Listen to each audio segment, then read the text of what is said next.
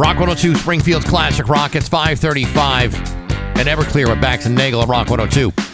It is going to be today damp and then maybe a little bit drier this afternoon with a high of 70. Tomorrow, cloudy with maybe some rain showers and a high of 71. It's 55 right now in downtown Springfield.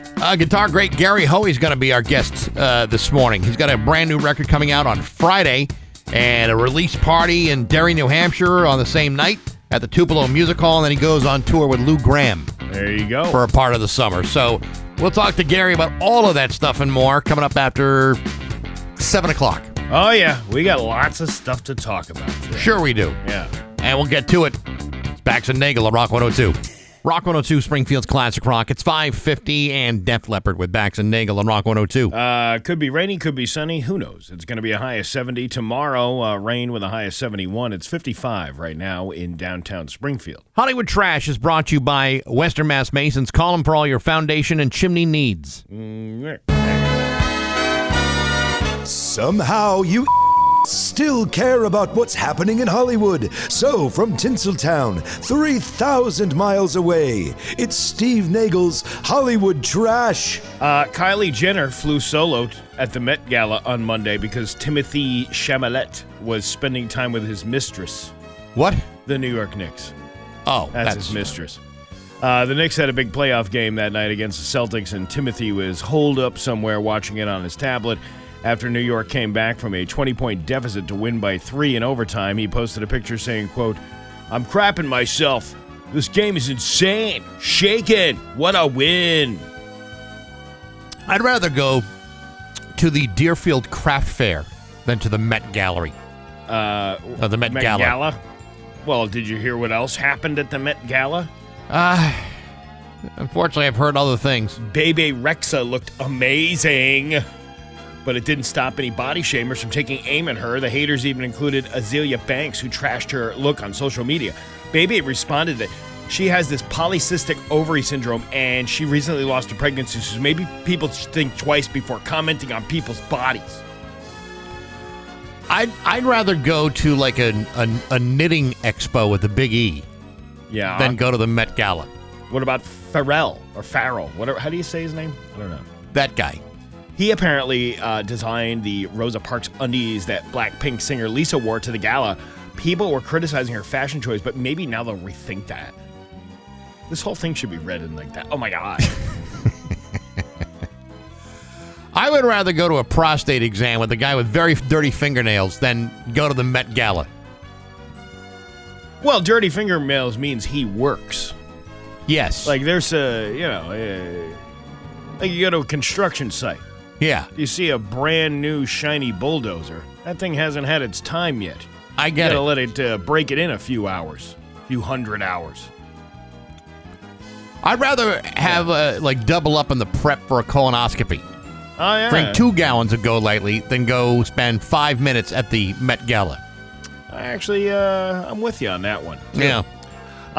Let's see. This new specialty popcorn bucket fad is kind of annoying. You know how they do this now for, like, all these movies? I remember them doing it for, like, the Barbie movie. It's a special limited edition piece of cardboard that is completely filled with grease and popcorn kernels at the end of it. It's not like you can, unless you really clean it out. Can you, in those specialty buckets, yeah, can you still do that whole Mickey Rourke thing from Diner? What, the hole in the bucket? The hole in the bucket? I guess you could. There's a special prize at the bottom of the bucket? Well, Dune Part 2. Dune 2? Yeah. From last year when they had that. They had a thing that went over the top of the bucket that kind of looks mildly erotic. Really? Yeah. It looks like a... How do you get into the popcorn? You stick your hand inside of this thing that looks like a lady part. Interesting. Yeah. Well, that's what I'm saying. They're coming out with all these popcorn buckets. And the bucket that Regal Cinemas came up with for Mission Impossible: The Final Reckoning might be the coolest one yet, but you have to open it with keys. 2 keys. And what did that cost you? Well, it costs you the same as it is a regular bucket of popcorn. But, well, probably not. I'm sure there's an added cost to the this thing, but it's the same as they've been all along. It's apparently a nod to the last movie, Mission Impossible: Dead Reckoning, where Tom Cruise has to get a special key to control a dangerous artificial intelligence entity. The final reckoning hits theaters on May 23rd. Oh, good. He's in an escape room. Yeah, I don't know if I really want to spend the time to open my popcorn that I just paid $20 for. No, I kind of want to open it right away. $20 for probably $1 worth of popcorn. Yeah, you can go to. Yeah, but it's $18 worth of that melted butter. Yeah, I don't know. I don't know if I think that's the thing they make their most money on is the popcorn. Of course it is. You know, because like I said, you can go to Costco and buy a whole box of microwave popcorn, right, for like $15. But where are you going to get a $15 box of snow caps or Raisinets? Well, that's why you go to the Dollar General beforehand and shove them down your pants so nobody sees you bringing them in there. Have you not been to a movie theater in the last 15, 20 years? No, I have. Yeah. I always usually don't bring my own. I always sneak in my own snacks. I'm not going to pay those high prices. And why should you? Mamma Mia tops the list of the best movies to watch on Mother's Day. See, I always thought Blue Velvet was one of the top ones to dive into. He says mommy the whole time. Yeah. My mother really likes Scarface. Yeah. I always thought Debbie Does Dallas was a nice family movie to sit down and watch. Can you imagine? Yeah, that's your Mother's Day plan, and you buy all those things from Gwyneth Paltrow's website, Goop, including the sex toy. Yeah. Here you go, Mom. Happy Mother's Day. Here, Mom, I bought you a dirty movie and a sex toy. I like a box of chocolates. This thing gonna rot your teeth. Yeah, on bonus if you can find a VCR tape, a VHS tape that has some questionable material on it. It's kind of bringing back nostalgia. Yeah. And you got something your mom really likes. The best of Ron Jeremy. Yeah. Mom will love this. I always wondered what happens to porn stars when they become, like, elderly. They look like us. Yeah, I know, but do they, like, reminisce about the time? Hey, remember back in the day, I was a wild gal, Can you imagine sitting around the home, a bunch of old people talking about what they used to do? What did you used to do? I used to work in a foundry. I used to own a bakery. What did you do? Yeah. I once broke the record for a 500-person gangbang. I once run a train up this mother. Can you imagine that? Your Gen Z grandchild is surfing the internet. And sees grandma on OnlyFans. Goes into the vintage category and finds grandma. Hey, Grandma, I didn't know you did that kind of thing. I didn't know you could do that. Let's see. Kim Kardashian. Let's talk about her for a second. She announces her new skincare line made from the afterbirth of baby goats and ashes of canceled influencers. It's a joke. She must have something to say. That's not real. Are you sure? Yeah, but she did have something to say. She said, "Oh my God, the last time I rubbed something that raw and controversial on my face, it was Ray J's yogurt launcher during that slip and slide episode in that sex tape you can purchase on YouPorn for $39.95." Galen? Well, I never got that down and dirty with your mother, Chris Kim, but I once parked my chin in her manatee hammock until she sounded like a haunted accordion. I was deep-sea noodling her Velcro canyon with both hands like I was searching for my keys in a shag carpet. You ever try to do that? Yeah, I can't imagine. What are you trying to say? Oh, let's just say I was flossing her crab trap until it looked like a caramel apple left on a radiator. It reminds me of the time that Rick Springfield and I tried to do Jell-O shots off an exotic dancer named Breeze at the Mohegan Sun bus terminal. Everything was fine until her glitter thong caught fire from a nearby votive candle and Rick had to smother it with a seafood platter. They eventually put it out, but not before Breeze got scallop burn and Rick lost his eyebrows. And that's your Hollywood trash. There was nothing more I had to add to that. There's nothing more to say.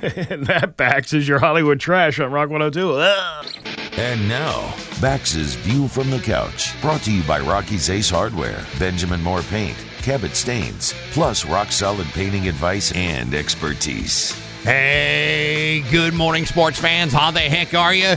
Folks, as you know, I'm a lover, not a gambler. Far too attached to the reins of my heavily garnished paycheck to give it all away through games of chance. Some of you folks would accuse me of being cheap. I prefer to think of myself as being broke. And yet, When it comes to calling the shots and making picks, I often surprise myself by how skillful I appear to be, doing it at least 68% of the time. Now, you might recall that on Monday, I reported the results of the Kentucky Derby. As most of you know, the winner of the Derby was the horse Sovereignty, who beat the odds-on favorite Journalism by a length and a half. You might also recall that last Friday, I suggested that Journalism would not win the Derby because I believe journalism of all kinds kind of sucks. Instead, the winner was Sovereignty, and immediately following that race, everybody wanted to know whether he would go for the Triple Crown at the Preakness and then at the Belmont Stakes. Yesterday, it was announced by the company that operates the Preakness that Sovereignty will not be participating in the second leg of the Triple Crown, but that he may still run in the Belmont. Now, I'll be honest. I don't know the first thing about racing horses, but I do know a thing or two about breeding. And if I were the horse, I would prefer to start breeding immediately, like right now. I mean, I just won the Kentucky Derby. I'm overflowing with extractable fluids. There are fillies all over the stables. And you want me to hold on until the Belmont Stakes before we can start knocking hooves? The Belmont doesn't happen for another month. What the hell am I supposed to do with myself until then? Eat hay from a bucket? Listen, folks, if you're a Derby winner, you should either go for the Triple Crown or don't. But you don't want to take that horse that only goes 2/3 of the way there. I say give me a nice dimly lit stable, some fresh blankets, a trough full of the finest oats, and a new pair of shoes, and I'll be ready to stud. But to have me skip the Preakness and delay all the good stuff until July because my trainer wants me to? Get the hell out of here with that. But hey, enough of my yapping. Sports brought to you by Rocky's Ace Hardware. You know, you can grill with propane, or you can go to Rocky's for a Traeger Woodbridge, the wood pellet grill that's fully digital. Get true wood-fired grill flavor. The Traeger Woodbridge, only $700 right now at your neighborhood Rocky's Ace Hardware. I'm back. That's my view from the couch. Rock 102. Rock 102, Springfield's Classic Rock at 6:13. And Hart with Bax and Nagle on Rock 102. Gonna be a little bit drier today. Eventually, some sun might come out later on this afternoon with a high of 70. Tomorrow, more rain with a high of 71. It's 55 right now in downtown Springfield. Guitar legend Gary Hoey will be joining us next hour. He's got a brand new record coming out later this week called Avalanche, and we'll talk all about that with Gary after 7. Well, there you go. I'm reading this story here about this lady, 55-year-old Victoria Vidal. Got pulled over near Akron, Ohio on Monday for an outstanding warrant. She was also driving on a suspended license, but none of that matters. Well, you think it would be important, but it's really not. It's in the news because one of the passengers in her car was her pet raccoon. She got busted for drugs after the raccoon pulled out a meth pipe and tried to smoke it. Yeah, somewhere Really? in the Mining Hills, out in the Midwest of Ohio. Now, somewhere in the black mining hills of Dakota, there lived a young boy named Robert. Now, Yeah.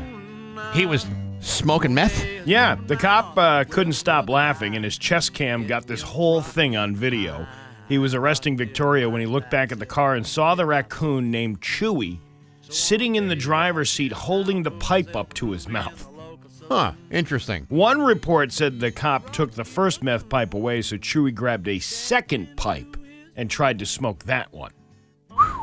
Man, that raccoon is really It's really addicted, isn't he? It's kind of hard to tell from the video, though, if that's really true, that he grabbed the second pipe and tried to smoke it. But you do see the first smoking of the pipe? Yeah. Victoria might have just been in trouble for the warrant, but police said seeing the raccoon with the pipe led them to further inspect the vehicle. Really?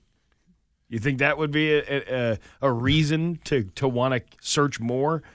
They ended up finding 3 pipes, a small amount of crack, and 7 grams of meth. So now she's facing charges for felony drug possession. Chewy is fine, by the way. Well, now in rehab and steps. I mean, raccoons already have erratic behavior to begin with. Well, I mean, if they're rabid, I mean, if they're not rabbits, but if they have rabies, no, but at any number, then they don't care. It's like they've lost their hope. You ever see a raccoon though, like just wandering around like normally? Like they're on a mission. They want food, and if you get one addicted to meth, Then they're going to want to go to every Taco Bell in the area. yeah, he's fine. Police said they were checking to see if Victoria had the proper permits to legally own the raccoon. Okay, but you know what? If you're allowing your pet raccoon to smoke meth in the car, you might not be a responsible pet owner. That's true. But they saw the raccoon and they see him smoking meth, which is weird because raccoons are known to do coke. You know what I mean? And say man a lot. Yeah, I say a little, because they have little hands that are almost very human-like. Now, I would assume, and I don't know this because I'm only seeing still photographs of the raccoon smoking the meth pipe. Mm-hmm. Did he light it himself, or did this lady assist in lighting the pipe? I think she probably helped lighting the pipe. I can't imagine a raccoon operating a lighter. I mean, I know they have the hands that look very human-like. But, yeah. But they're small. They're small little hands. I don't get me wrong. I love my dog. I really do. I got a great dog. But I don't even like him when he's sniffing around on my plate. Yeah. Never mind my meth.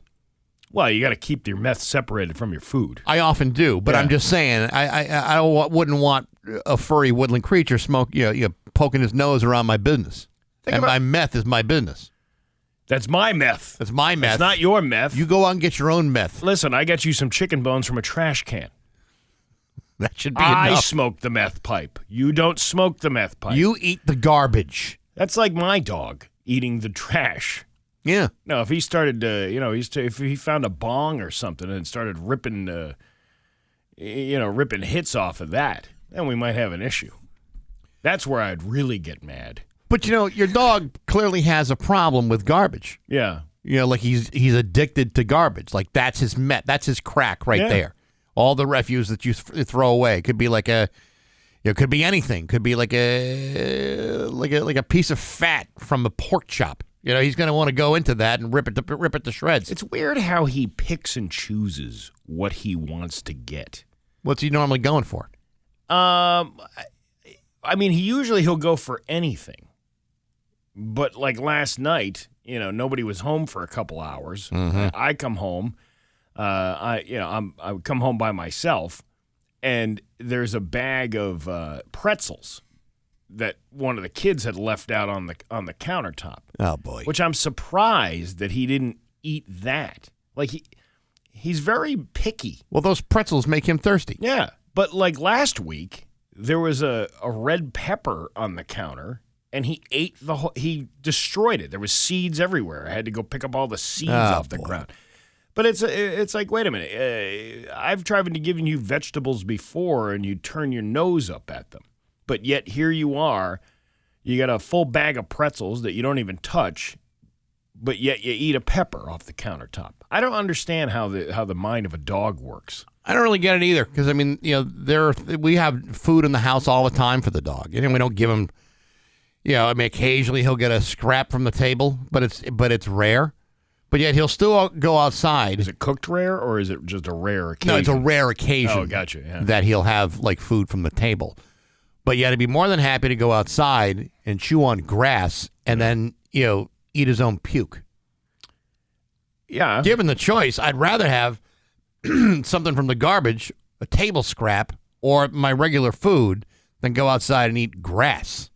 Eating grass. Yeah, he loves to eat grass. Somebody will probably write in and criticize you for the way you feed him. I said that before once, and people were like, "That's because your dog doesn't like you're feeding him irritating stomach food." And the grass is their way of, it's like their Alka-Seltzer. Oh, really? You were able to insert yourself into the mind of my dog from miles away? I don't think so. Apparently, Scott's four-step is the cure for the dog to settle his stomach. I mean, when the dogs could eat Cycle 4, when that was still being made, then that was something different than Scott's four-step. Well, it's got all natural ingredients in it, so maybe he's just going after that. But yes. But his coat has never been greener. Hey, he looks like one of them Chemlawn dogs. He shows up. He's got the sprayer on his back. He's ready to rock and roll. Right. I'm sure somebody will say that the dog eats grass because of a stomach issue. You're going to get criticized no matter what. Hey, listen, I buy a premium food for the dog. He's got nothing to complain about. He lives the life.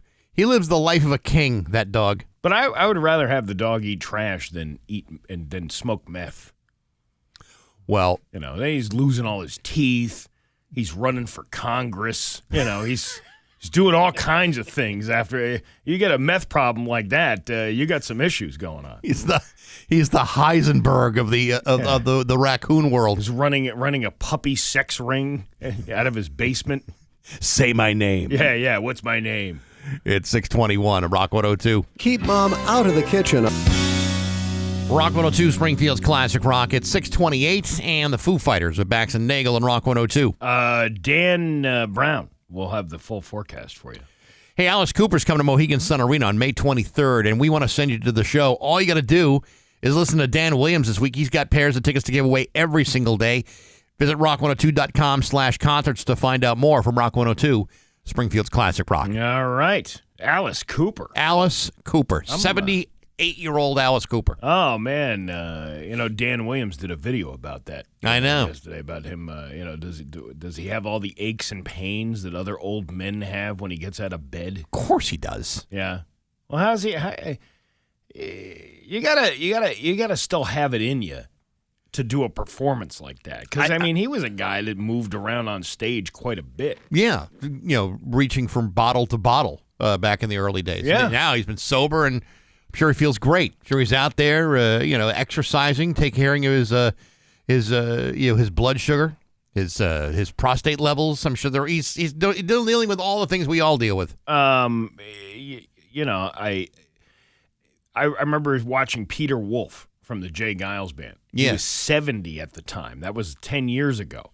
Now he's 80 years old, but he was still at 70. He was still jumping around on stage like he was 30. How long can you keep that up for? You know what I mean? I think if he were to stop doing it, then he'd lose it. But if you keep doing it, I think it's okay. Yeah, but he was also drinking like 3 fingers. He was boasting about how he was drinking 3 fingers of bourbon on stage all night long. Were you sure it was bourbon and not, say, like a Metamucil? It could be. It could be like apple juice with some fiber supplement. Some Ensure mixed in. He just wants to be cool to show everybody that he's doing it. Are you ready to laugh? Yes, I'm ready to laugh. It's Bax and Nagle's Joke of the Day. I'm funny how? I mean, funny like I'm a clown, I amuse you. On Rock 102. I make you laugh. Springfield's Classic Rock. I'll have the 3 fingers of the Benefiber, please. Oh, 3 fingers of Benefiber and a smidge of Metamucil. A thimble. Metamucil chaser. A thimble sign. Hey, if I had a dime for every time I didn't understand what was going on, I'd be like, why does everybody keep giving me these dimes? Because I'm dumb. Because I'm real dumb. No one's saying that to your face. Really. Yeah, but you're saying it behind my back, and I hear it. I hear it a lot. Bax and Nagle in the morning on Rock 102, Springfield's Classic Rock. Here's your Western Bax and Nagle on Rock 102. It's time for news, and it is brought to you by 413 Pro Tint for tinting in your vehicle, home, or business. Call 413 Pro Tint in Springfield today. There's local radio icon Steve Nagle. Thanks, Bax. If you're a traveler who doesn't have a real ID, you are screwed. I mean, you'll still be able to fly, but you'll just need another form of identification. While travelers may still be able to fly, they should prepare for additional screenings at the airport. The Real ID Act has been delayed 3 times, most recently due to the pandemic. But now the TSA said they're no longer pushing it back and are enforcing those looking to pass through airport checkouts and federal buildings after 23 years of trying to get this passed. It's finally come to fruition. Now, let's say, for example, I don't have my Real ID, but let's, hypothetically speaking, and I want to get on a plane. Yeah. Will buying BJ's membership card serve as an alternate ID? No, I believe your punch card for at my Panera punch card. Your Panera punch card right. might actually back you up and save your ass this time. My concern is, let's say somebody got on a plane last night at Logan at 11:59 p.m. Is it like Charlie in the MTA and your ID expires that you just got to keep flying all over the country? Will he never return? No, he'll never return. No, he'll never return. And his fate is still unlearned. Yeah. It's the modern day version of Charlie on the MTA. He will fly through Logan to the air of Boston. He's a man who never returned. Whatever. That Kingston Trio. That was a. What the hell happened to those guys? Oh man, I get their greatest hits. I play quite often. Really? Yeah. How about that? A little, the hints of Tom Dooley. Oh, that's a classic. The Sloop John B. Oh yeah. Yep. Which I didn't realize that was like. It's funny how like songs, obviously that was popularized by the Beach Boys. But it was actually a traditional song. They didn't write it. But it's like a Jamaican song. It's like it's like Jamaican traditions to it. Yes, that's correct. It's weird. I like finding out the history of music. Oh, yeah. See, there you go, And Steve. maybe you can find that out while you're flying around the country on a plane that you can't get off of because you didn't have a real ID. Yeah, so bring those books with you. I'm sorry, sir. We can't let you off here in Houston because you got on a plane with your fake ID at 11:59 in Boston, and by the time you got here to Houston, it's 5 hours later. You can't. We're gonna have to stay on the plane. If I'm doing my research correct, it looks like all the original members of the Kingston Trio are no longer with us. Well, that's a shame. It is. A man from Springfield was arrested on Monday after a loaded firearm and drugs were seized after a car crash on Allen Street. The Springfield Police Department states that on Monday at around noon, a car crashed on Allen Street and drove away. During the investigation, detectives learned that one of the individuals involved in the crash had a firearm. Detectives began to surveil the area and try to locate the subject's vehicle. Nearly half an hour later, a man was seen matching the description of the subject with his hand holding something inside of his hooded sweatshirt. The man drove off, however. Detectives maintained surveillance of the vehicle, and the Springfield Police C3 Metro unit arrived to help. The man was detained outside of his vehicle while he stopped in the parking lot on Belmont Avenue. A loaded firearm was found inside the hooded sweatshirt. The suspect, 21-year-old Daquan Wood of Springfield, did not have a license to carry or a driver's license. Over 8 ounces of marijuana was also found, packaged for sale, inside of a child's backpack in his car. Hey, you a Hello Kitty fan? Yeah, what's it to you? I don't know. You don't seem like the Hello Kitty kind of type. Listen, man, I don't know. What's a guy supposed to do, really? How do you tell if it is somebody's Hello Kitty backpack? Well, usually their name is written inside the tag. Yeah, well, then you got to open it up and see all the marijuana in there. Well, yeah, but there's probably like 15, 16 other kids with a backpack full of marijuana. I think the real test is giving them like a One Direction pillow and say, if you can scream into this like a 13-year-old girl, we know it's your Hello Kitty backpack.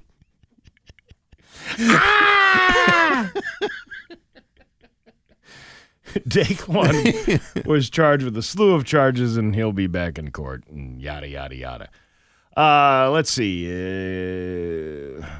I got a couple of different stories. Yeah, we already did the real ID thing. Right? Yep. What are the Pope. They're going to pick the Pope, or they're going to try to pick the Pope. Wanted, a holy man. Job description, leading the 1.4 billion strong Catholic Church. Location, Vatican City. The AP wrote that. That's how they're writing it? Yeah. Like a sports cast? No, like a job posting. That's what they were doing. It was like, can you go on LinkedIn and apply for this position? I don't know if you can. I don't know if they're taking like monster.com applications. Yeah, or what's that place in Springfield that helps people get jobs there? Yeah. Yeah, that place. That place. Yeah, you go downtown. Hey, just put in your resume online. It would be interesting if you found out that the Pope was chosen by ZipRecruiter. Yeah, that's what I'm saying. Yeah, that would be interesting. All right. There are no official candidates for the papacy, but some cardinals are considered papable or papabile. Is that it? Popable? P-A-P-A-B-I. Potent Popables. Papabile. I'll take potent Popables for 500, please. I'll take potent papabiles for 1,000. Or possessing the characteristics necessary to become pope. After St. John Paul II broke the centuries-long Italian hold on the papacy in 1978, the field of contenders has broadened considerably.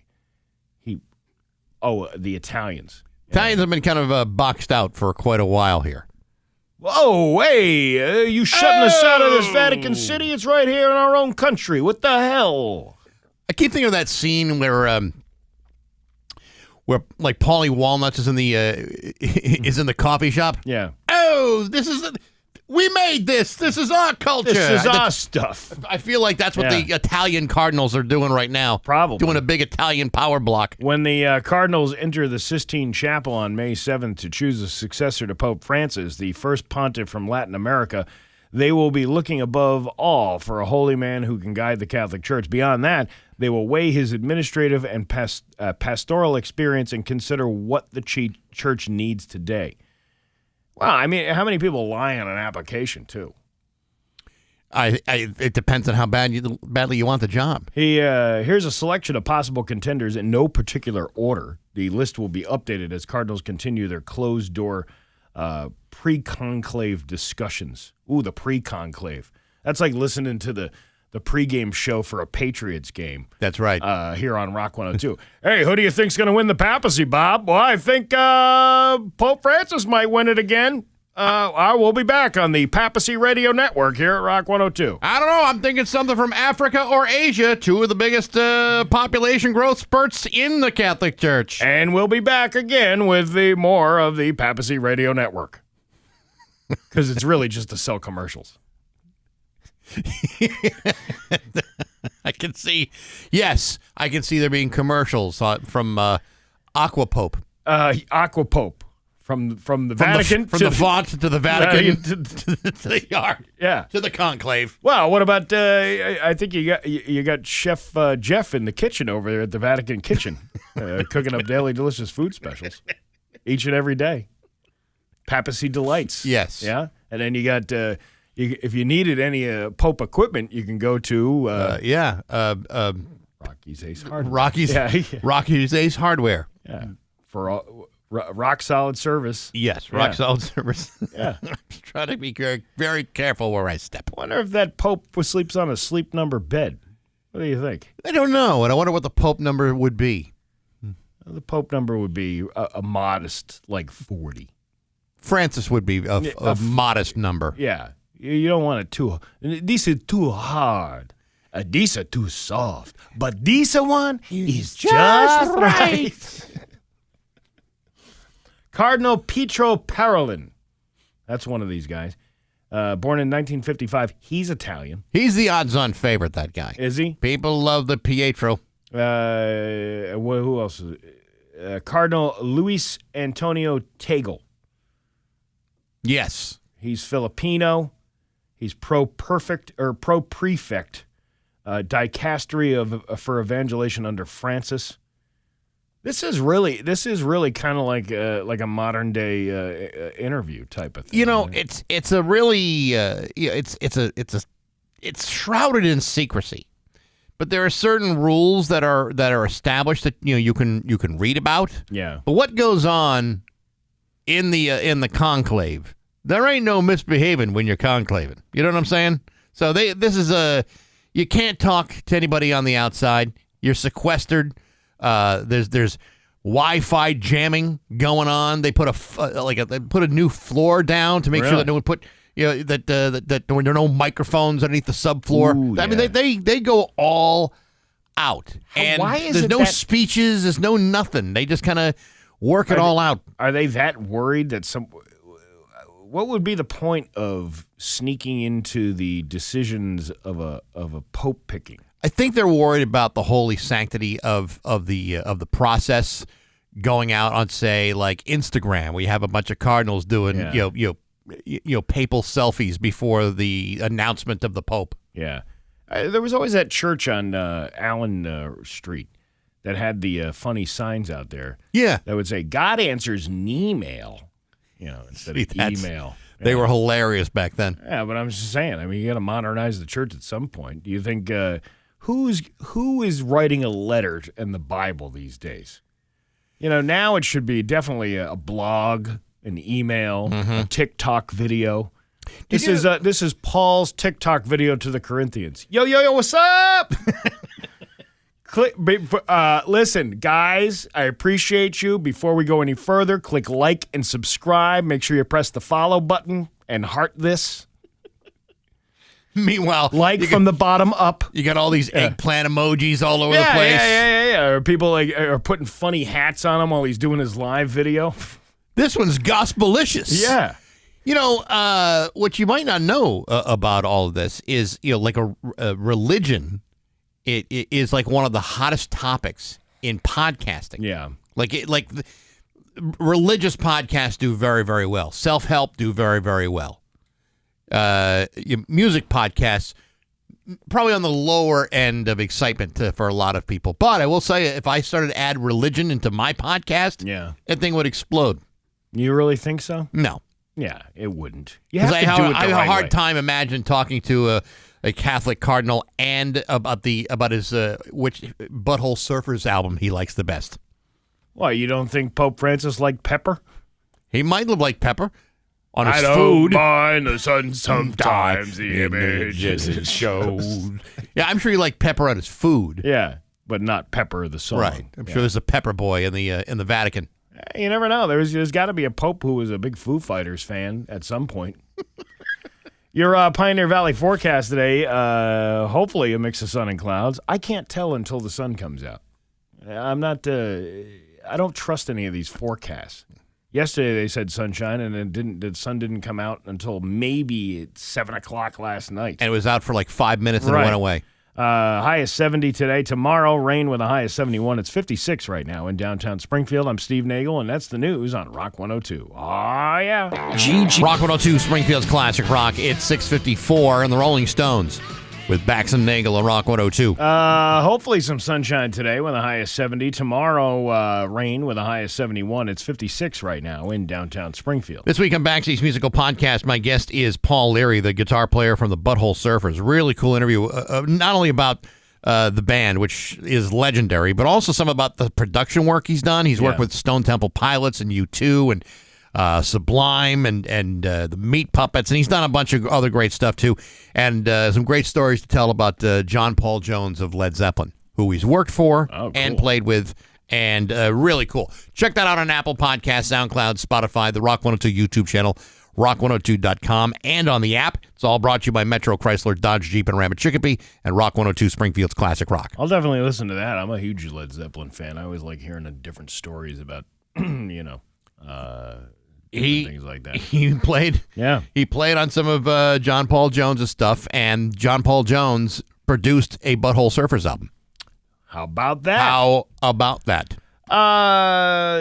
So I just want to mention that if you're looking to watch some comedy tonight, come out to McCarthy's Tavern in Springfield. It's a $10 show. It's the crown jewel of Pine Point. And it's not a dinner and a comedy show like we would do at the Shortstop over in Westfield, but it's only $10, and you get 20% off wings. How could you go wrong with that? That's practically dinner. Yeah, and Gary Big G Smith, he's going to be there too. Okay. He's a very funny guy. I've known him for a long time. Yeah, I started doing stand-up with him back 25 years ago, or 23 years ago, over at the Clubhouse Lounge in Holyoke, which is now a Dollar General. So you know what? You could probably do some time in the Dollar General. Hey, this place might become a Family Dollar someday. You never know. I don't know. McCarthy's has been there for a good long time. Yeah, well, so was the Clubhouse Lounge in Holyoke until it became a Dollar General. So you never know what we could drum up. And what time is that show tonight? That is 8 p.m. start. So there you go. Are you the headliner or the opening act? I don't know, a headliner. It's like a shared. So whoever gets the short straw goes first. Yeah, pretty much. Whoever can eat the most wings, the 20% off wings in a finite amount of time. Yeah, when they say 20%, they don't mean 20. You have to eat 20% of the meat off the wing. It's 20% in the cost. Yeah, that's of the how they wing. figure out the headliner. All right. If you can eat 20 wings in less than 10 minutes. You'll be the headliner. Oh, yeah. We're not paying you in cash. We're paying you in wings. Yeah, and then they count by how many wings you have, whether you're going to be the feature act or the host or whatever. So who knows how this is going to go, but I'm looking forward to it. I'm always out looking for time anyway. It's 6:57 with Bax and Nagle on Rock 102. By Rocky's Ace Hardware, Benjamin Moore Paint, Cabot Stains, plus rock-solid painting advice and expertise. Hey, good morning, sports fans. How the heck are you? Folks, tonight the Boston Celtics will be back at home for Game 2 of the Eastern Conference semifinals against the New York Knicks. The object of tonight's game is pretty simple. Forget everything that happened during Game 1 and stop missing 85% of your shots from behind the three-point line. Seems like a simple game plan to me, especially since the last thing the Celtics want to do is lose a second game at home in a best-of-7 game series. And it all resumes tonight at 7 o'clock on TNT. Now, I know what some of you are thinking. You're thinking, Baxy, how can I release all the tension left over from Monday night? How can I avoid the anxiety-fueled panic attacks, the lack of sleep, and the overwhelming deluge of pessimistic doom which surrounds this series with the Knicks? Well, that's a very good question, because while I too feel the same tidal wave of uncertainty, I am marginally comforted by this one particular fact. And it's not just that the Celtics couldn't win the first game of the conference semifinals at home. Apparently, everybody else was doing it too. It includes Oklahoma City, the best team in the Western Conference. They lost Game 1 at home to the Denver Nuggets, 121-119. It also happened to the Cleveland Cavaliers, who didn't just lose Game 1 at home to the Indiana Pacers, 121-112. They also lost Game 2 at home last night by a score of 120-119. Now, if that sort of thing can happen to the two number one seeds in the playoffs, then suddenly I don't feel so bad watching the second-seeded Celtics drop a game here and there when there's so much more basketball to be played. It just goes to show that even the best teams in the NBA can be atrocious disappointments from time to time, and perhaps Monday night's humiliating loss in Boston is exactly what the Celtics need. A little kick in the ass to remind them that if they start shooting 25% of their three-point shots again tonight, then it might be time to try something else, like shooting closer to the basket. Call me crazy, but that's a slightly better game plan, because the one the other night was awful, and I prefer that you mix things up a little bit. But hey, enough of my yapping. Sports brought to you by Rocky's Ace Hardware. You know, if you're going to be painting in Palmer, you need to find Joe at the Rockies in Palmer. You can ask Joe questions like, Joe, how many gallons am I going to need to paint my house? And Joe will know the answer of how many gallons you're going to need. Or any painting question. A trained paint professional at every Rocky's Ace Hardware. I'm Bax. That's my view from the couch.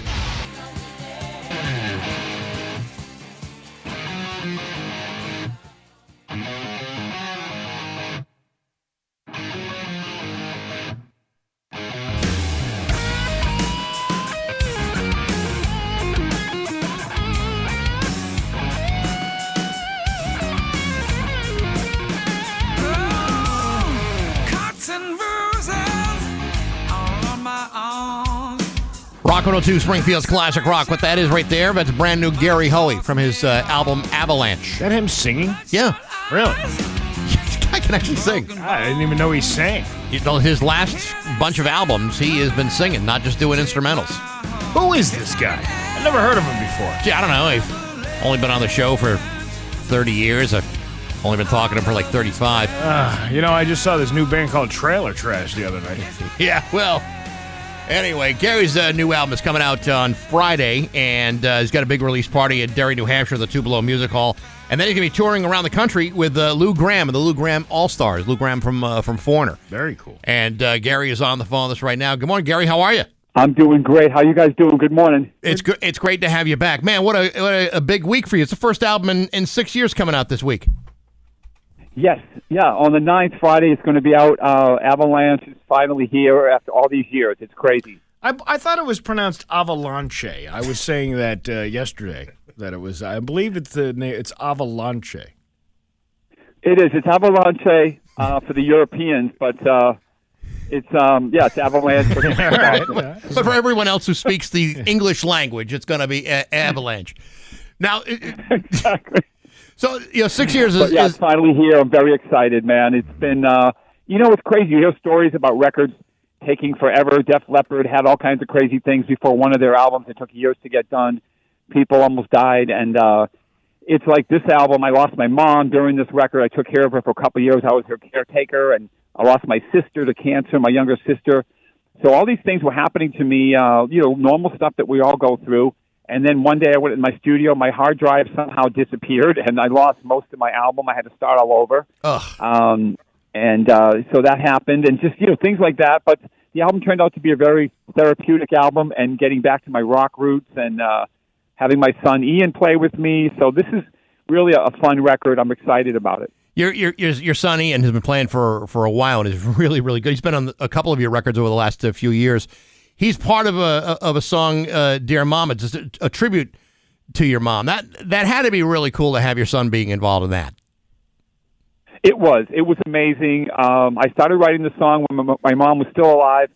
Finished it after she passed, and my sister's daughter came in to sing background vocals. She sounds like an angel, and she lost her mom, who's my sister.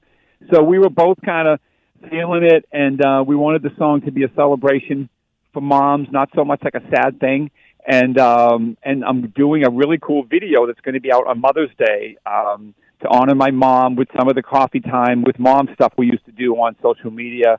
And I'm going to do a photo montage of my mother, and that's going to come out on Mother's Day. You're a good boy, Gary. You're a very, very good damn boy. good boy. You really are. That's what she said. You're a good boy, Gary. Thank you. That's probably like one of the best presents a mom can get.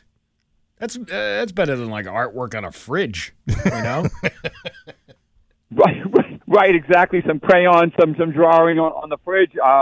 Or maybe you cut the lawn. But yeah, I wrote a tribute to my mom. That's kind of pretty cool, I think. And the writing the words was great, man. It was nice to think about words like "you loved me before I was born." You know what I mean? Like lines like that. Yeah. You just think about that. And having kids, and now my daughter just had her first kid, so now I'm a grandpa. So it's awesome. Well, congratulations. That's awesome.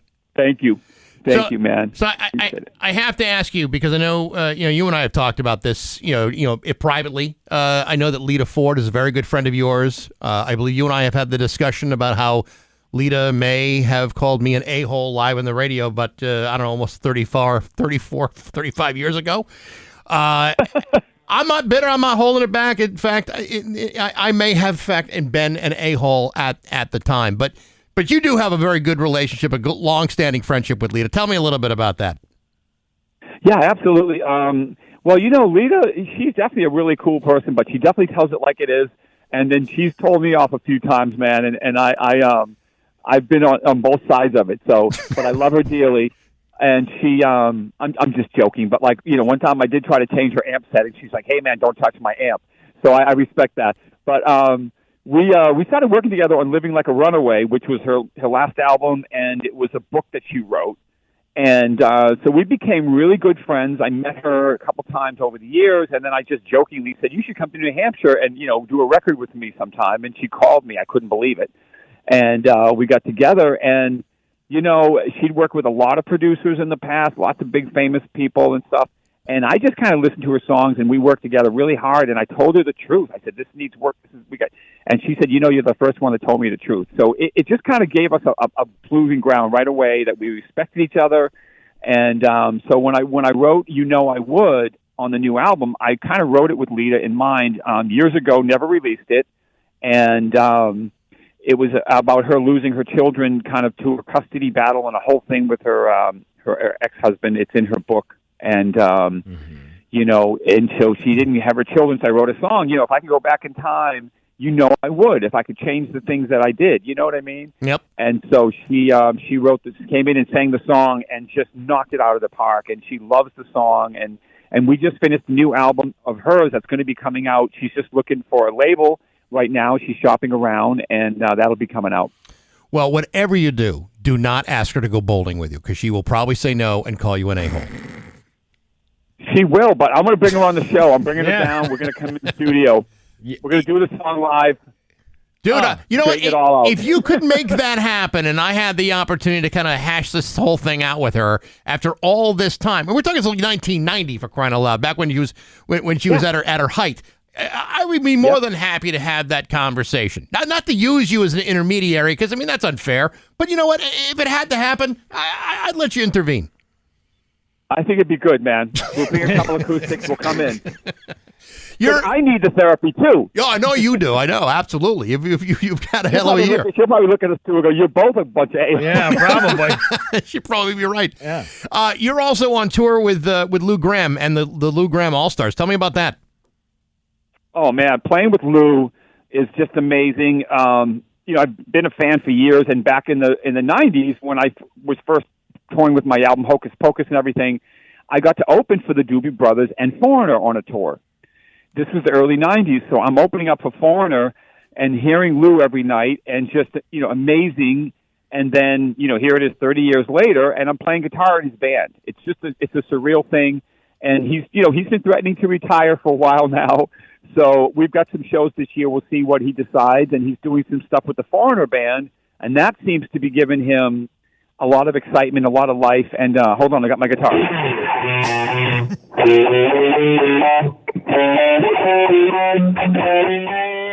A little Blue Morning. Yeah, I don't see that becoming a hit. No, what about this one?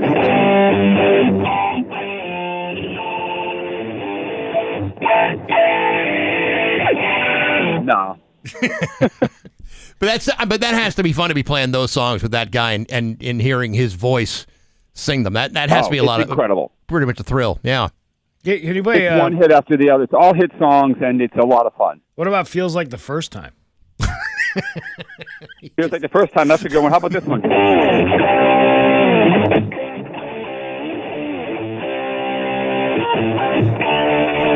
Double Vision. That's awesome. Well, I was bringing up Feels Like the First Time because I did see Foreigner in concert, and I had taken like 50 milligrams worth of edibles, and just when that song started playing, they started to set in. Wow, feels like the sleepy time. Yeah, no, it was a good experience. I like the solo because it goes out, it goes.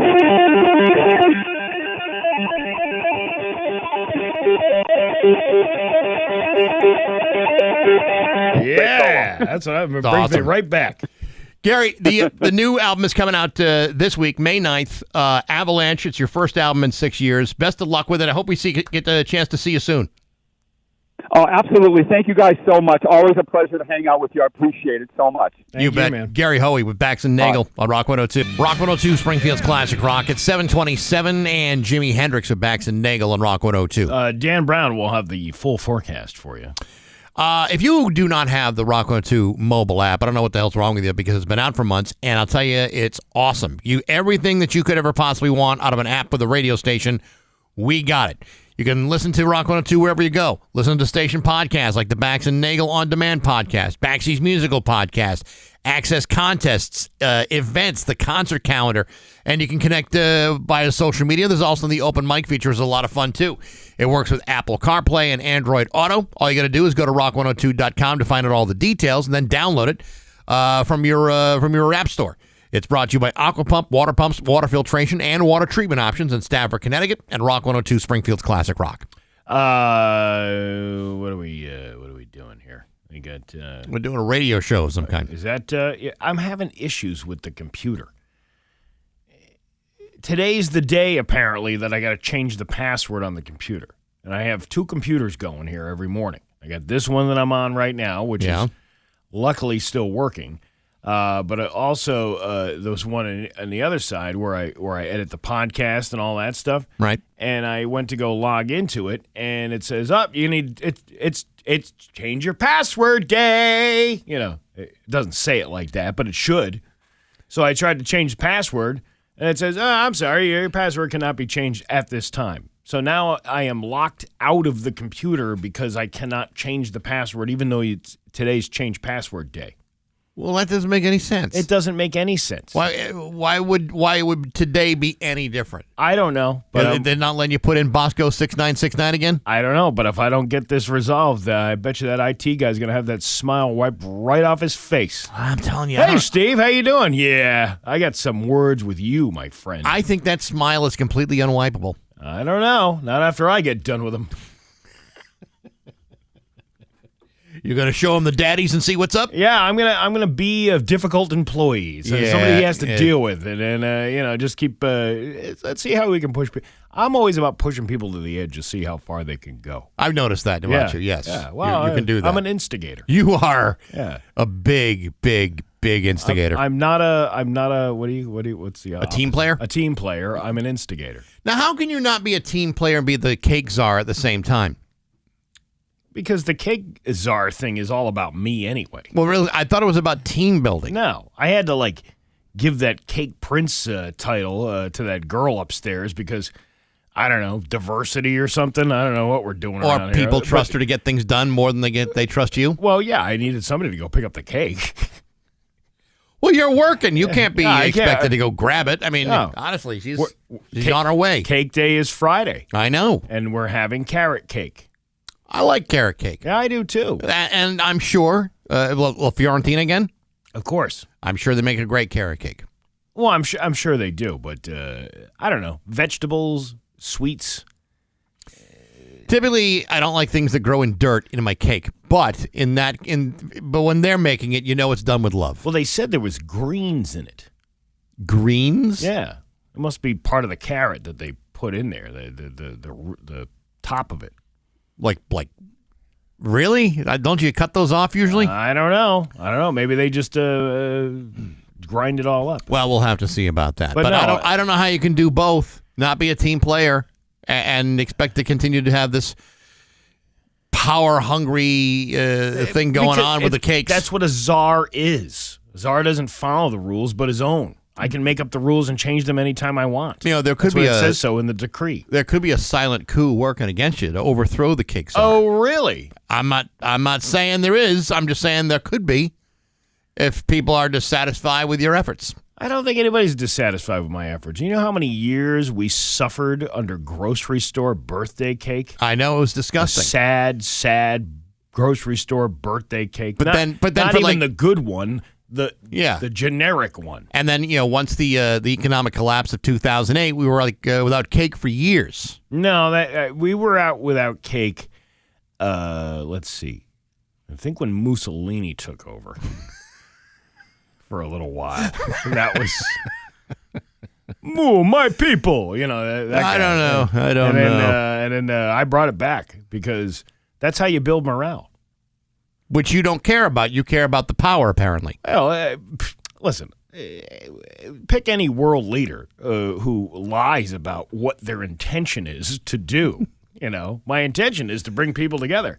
No, my intention is to make this place spend money on a bougie cake so I can enjoy it. Which brings people together to support you. Yeah, exactly. Oh, that makes See how sense. this whole Okay, thing all right. works? You're not really picking up on this whole thing. We got news next on Rock 102. Here's your Western Mass News First Alert forecast. Low clouds and some areas of fog this morning, giving way to some sunshine. Today will turn out partly to mostly cloudy with just the chance of an afternoon spot shower. The bulk of the day is dry. It'll be warmer with a lighter breeze, highs near 70. For tonight, clearing skies. It'll be cool with temperatures falling into the middle and upper 40s. Tomorrow starts with sunshine. Clouds increase in the afternoon, highs in the lower 70s. A nice day overall. Showers will move in towards evening, then showers blossom into a steady rain Thursday night. And Friday looks rainy. Rain will be heavy at times. It'll be breezy and cool with temperatures only in the lower 50s.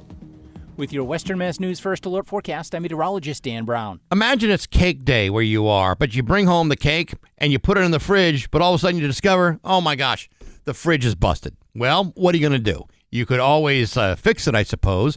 You could always finish the cake so it doesn't have to be in the fridge, or you can do the right thing and go to Kluwett's, Mechanic Street and Ware, Center Street and Ludlow. They got fridges, stoves, dishwashers, laundry appliances, grills, air conditioners, whatever you need, they got it. With brands you're looking for like Bosch, Frigidaire, GE, Electrolux, Whirlpool, and many, many more. If there's ever a problem with their appliances from Kluwett's, they got factory-authorized service technicians for most major brands. They're easy and great to work with.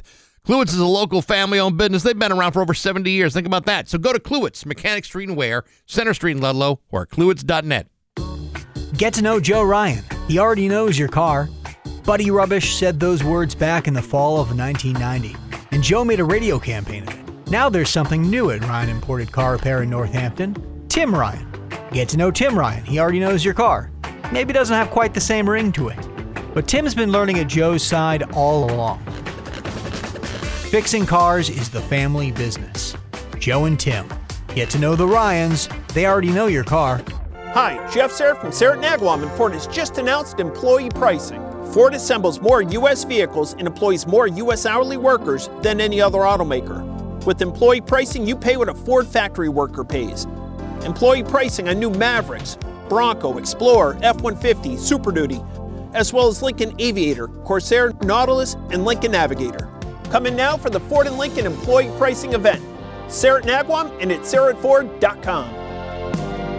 This is John Mayberry at Mayberry Material Handling with an important announcement. Our business continues to grow and I need your help. We have immediate openings in our service and installation departments. If you or anyone you know has mechanical or construction type experience and want to join a dynamic growing company, listen up. Our field team members have the freedom to work independently and they are provided with all the support they need to be successful, including the latest technology as well as factory and on-the-job training. Learn more about this and other career opportunities at Mayberry.com. That's Maybury.com. Also, our car shows are back on the fourth Wednesday of the month. Join us on Wednesday, May 28th from 4 to 8 for our first 2025 Cruise Night and Product Showcase. Whether you enjoy a classic car or just appreciate seeing them, come network with Mayberry associates and friends and support the Ronald McDonald House of Western Mass in Connecticut. For more information, visit Maybury.com. That's Maybury.com. I hope to see you on May 28th. Thank you. Start your mornings with Western Mass News. We're getting your family answers with breaking stories and new info you missed overnight. And whether stormy or sunny, we're your first alert with weather for the next 24 hours. And we're streaming live on our free app, weekdays at 5 a.m. From sunny to severe and everything in between. We're with you before and during the storm, issuing a first alert weather day and preparing you on your favorite platforms for whatever Mother Nature has in store. Western Mass News First Alert Weather. 736 of Bax and Nagle on Rock 102. It's time for news. It is brought to you by Freedom Credit Union. Freedom is yours. Here's local radio icon Steve Nagle. Thanks, Bax. One of the drivers involved in the February crash on Abbey Memorial Drive in Chicopee will no longer be prosecuted. All charges against 23-year-old Jerameldo Lopez of South Hadley have been dropped. That's because on Friday, the Hamden DA's office filed a Nollepros, Nollepros. I don't know what that is. In this case, meaning it's been voluntarily dismissed before heading to trial. Okay. So Lopez was charged with leaving the scene of a personal injury or death and negligent operation of a motor vehicle for his involvement in the February 9th collision that killed pedestrian 34-year-old Vanessa Perez on Abbey Memorial Drive in Chicopee. Now Lopez is innocent of those charges. What I remember from her is her eye expressions. We used to always remember her, said Neva Torres, the victim's aunt. Following the crash, Lopez pleaded not guilty. He was held on $10,000 cash bail and was scheduled to appear in court on Tuesday for a probable cause hearing. That was until the Hamden DA's office filed I don't even know how to say it, Nollepros. I don't know enough legalese to know for sure. About Nollepros and Mersey-Dotes and those little lambs, the ivy. Yeah. Western Mass News reached out to the DA's office for the comment on a decision. They provided us with a statement saying, "We are disappointed by the grand jury's decision, but we remain dedicated to seeking justice and will explore all available options to represent the case moving forward." Well, if the grand jury doesn't indict you, do you still have a chance to get charged with something? I mean, clearly, unless they present new charges. I guess, but I mean, if there's not enough evidence, a grand jury is the one that decides if there's enough evidence or not for this thing to even go forward. Right. So I don't understand. This is why we need to have the DA on. We should get him on. Yeah, or get someone with a law degree. Who do we know who's a lawyer? I don't know. Is there any lawyers we could talk to? I'm sorry. Is there any lawyers we would want to talk to? That's the more difficult part. Yeah. As of right now, the other driver involved in the crash, Levanta Williams Jr. of Chicopee, is still being charged with leaving the scene of a personal injury or death. The case is expected to be taken up in court again this Thursday in Chicopee District Court for a probable cause hearing. A story that has school districts warning parents across the region. Holyoke Public Schools said they've seen a recent viral trend hit their district. Students placing paper clips and push pins into Chromebook laptops, causing them to short circuit. They said that they took steps to protect students and warn families. The district said in part, there have been 2 recent incidents of Chromebooks emitting smoke in a Holyoke Public Schools classroom. One was on March 20th and the other was April 30th. We're asking our families to speak with children about the serious safety risks that can come from tampering with an electronic device. For both incidents, Holyoke Fire arrived at the school to evaluate the Chromebooks and assess the school. Now, are these Chromebooks that are provided by the school department? Yeah. So it's basically school property? Yeah. and these kids are shoving paper clips and whatnots into it and then making it blow it up. Yeah, but if you buy the insurance on it, it's only $5. I suppose. Students in the classroom at the time were evaluated by the school's nursing team, and measures were taken to ventilate the affected hallway and classroom. This is not just a Holyoke issue. 3 school districts in Connecticut say they're dealing with the same thing. Western Mass News spoke with Fire Captain Droopy Monty, who explained why doing something like this is dangerous. Oh, no. He blew up his computer. I wonder if the firefighters get there and they're like, oh, sweet, you're playing Roblox. I know you're not supposed to blow up your electronic devices, but I think we can all agree blowing stuff up is kind of fun.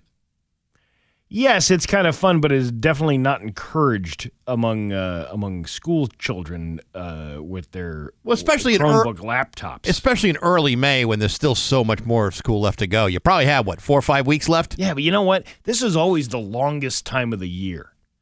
You get to May, school's going to be out mid-June.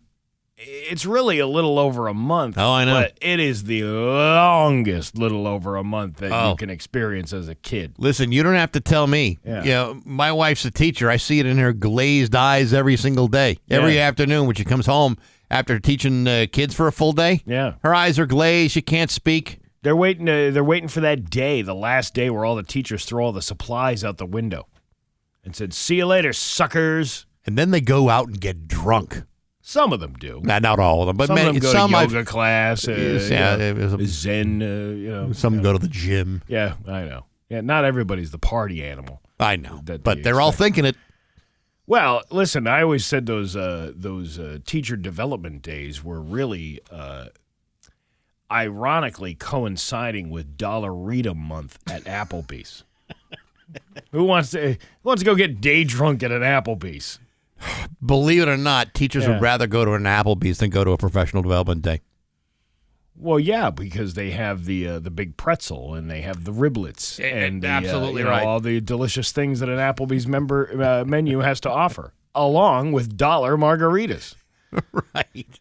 How strong can they really be, though, for $1? Probably pretty weak, but if you walk in there with $50, you could have a hell of a night and an ambulance ride. I guess you could.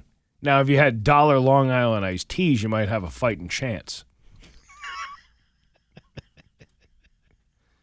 Yes, that is definitely the cocktail of potential violence. I told you I used to drink underage at the Thorndike Lounge over in Thorndike many years ago, and it was like a beer and whiskey place. And this girl I was dating at the time, we went in there because I figured, wow, they're serving me underage, they'll serve her underage, and sure enough, they did. And but she was like,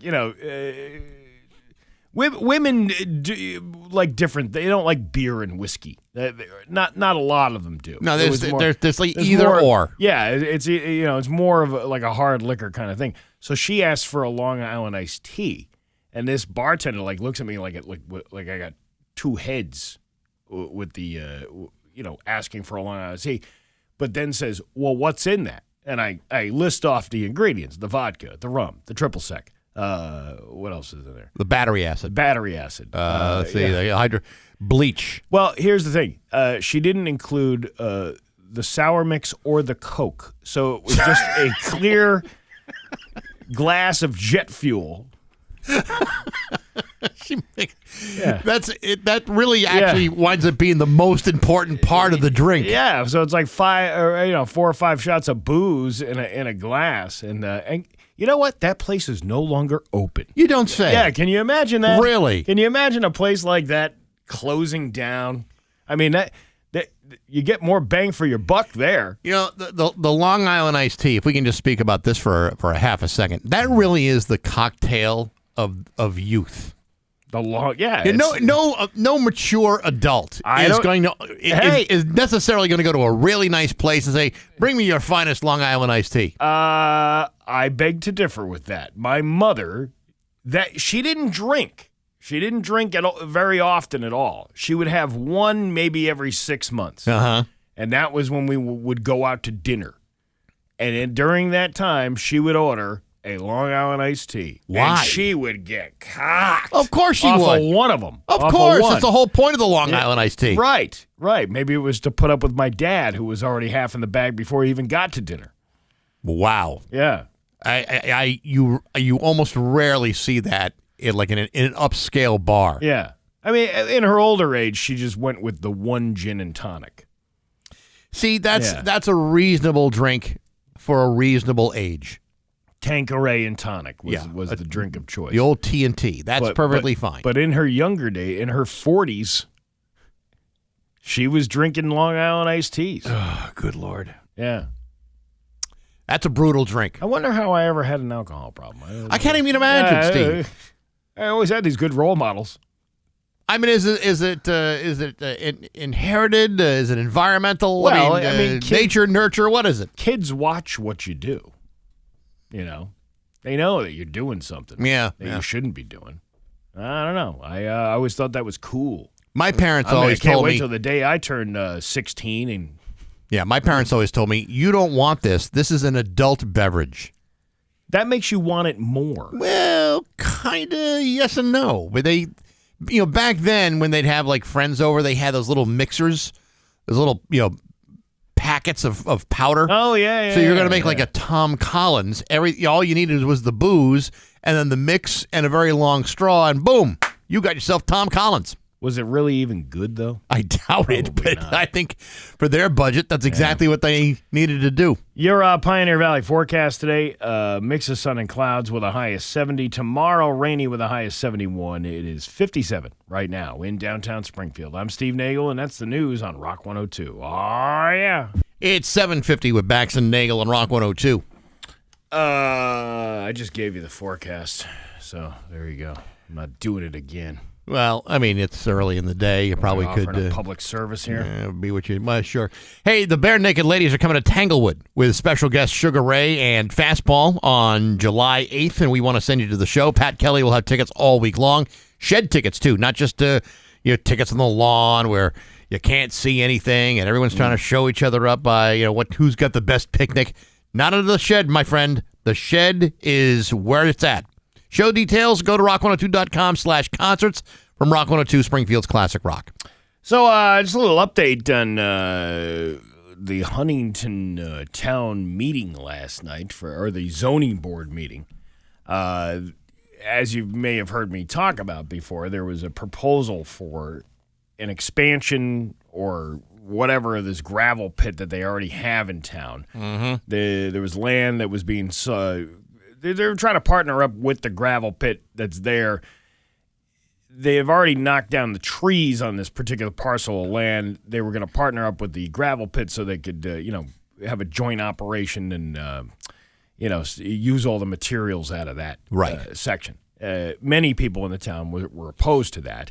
This proposal came up last May, when they did this. And, you heard me talk about how there was all these, people would show up to the meeting, and then there was all these delay tactics by the people applying for, because that's what consultants are hired to do. Sure. And lawyers and things like that, to get people drummed up in interest and then see how long it can go on for until it fizzles out, and then they hope to get the thing passed at the end. Of course, that becomes a very expensive process. Yeah. Lawyers don't work for free, and either do consultants. Yeah, that's true. And but for what happened with the other day was there was a memo sent by this company's lawyer saying, "Hey, look, all these traffic studies and all these things that we agreed to do, we don't want to do them because X, Y, and Z. They're like the highway is the state's problem, and the environmental thing, we already follow OSHA guidelines, so it's no big deal. Like, they didn't want to go through with that."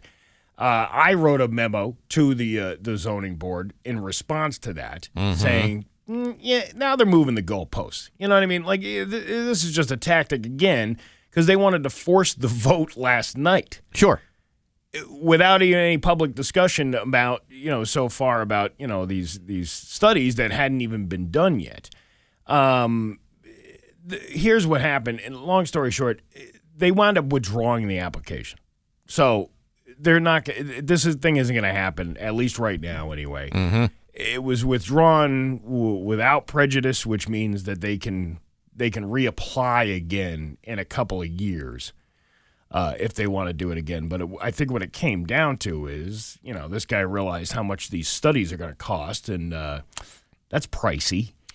It's not exactly money you'd have in your pocket. So it's not. So it wasn't like this big ta-da. I didn't get up like Jimmy Stewart and Mr. Smith Goes to Washington and hold that filibuster and until. It's not like in Blazing Saddles. Howard Johnson is right. Yeah. It didn't happen in any dramatic fashion. But then their lawyer Matlock got up and he's like, "That means you won. That means you won.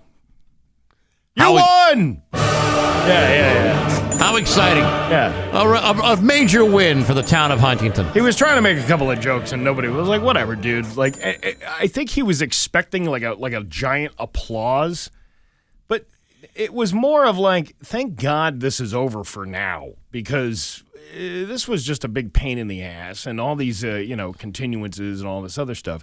However, I did go up and shake the hand of that Levesque guy that I was harping on for the last year. Oh, did you? Yeah, actually, he listens to the show. No kidding. I said, "Hey, Rob Levesque, I'm Steve Nagle," and he goes, "I know. I've heard you talk about me on the radio." Hey, we got a fan. That's great. We got a fan. See? But you know what? That's the way to do it, because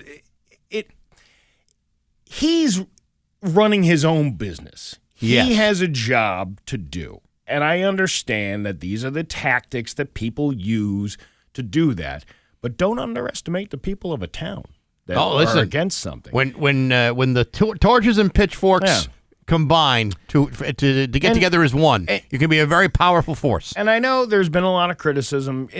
First of all, most of the criticism comes from people who live outside the town. We need these materials. How could you? Okay, I understand that.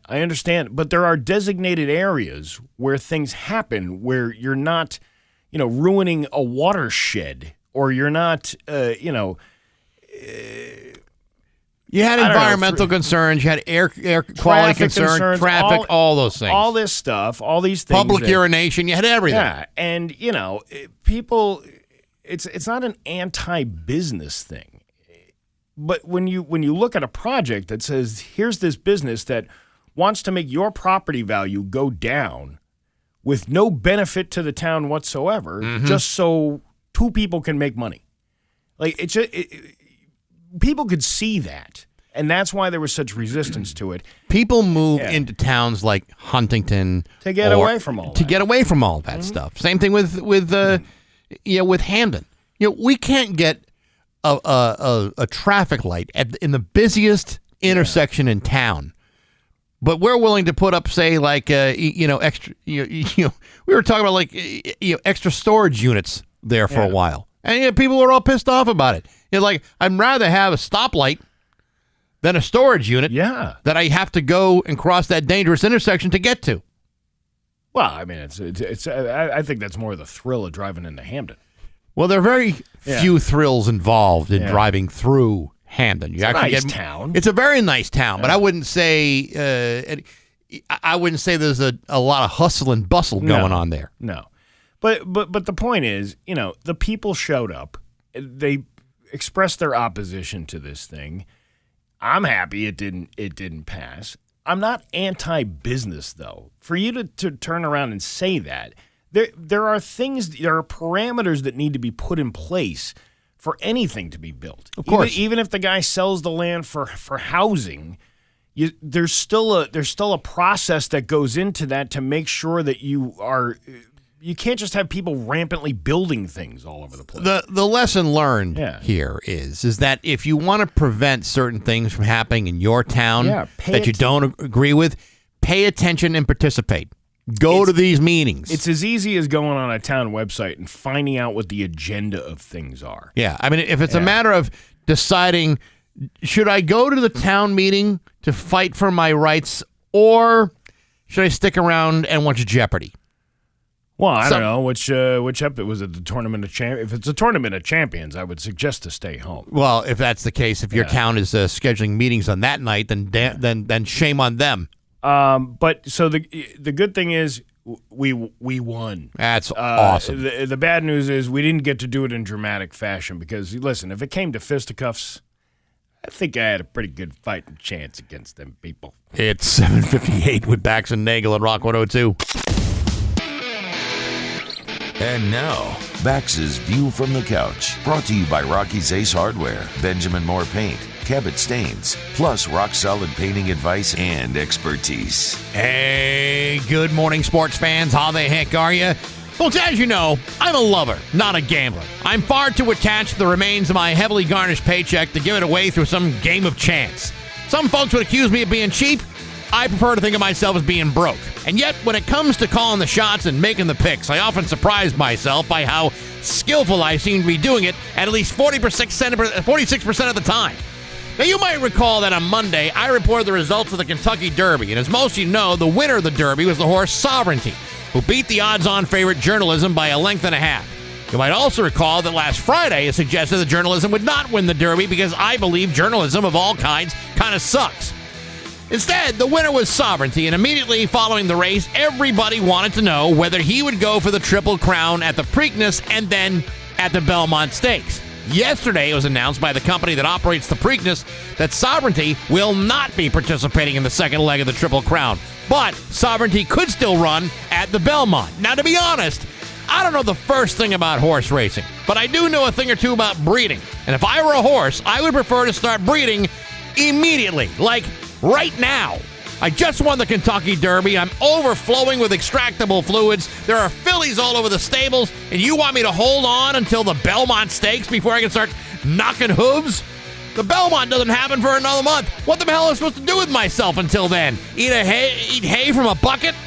Listen, folks, if you're a Derby winner, you should either go for the Triple Crown or don't. You don't want to be the horse that only goes 2/3 of the way there. I say give me a nice dimly lit stable, some fresh blankets, a trough full of your finest oats, and a new pair of shoes, and I'll be ready to stud. But you have me skip the Preakness and delay all the good stuff until July because my trainer wants me to? Get the hell out of here.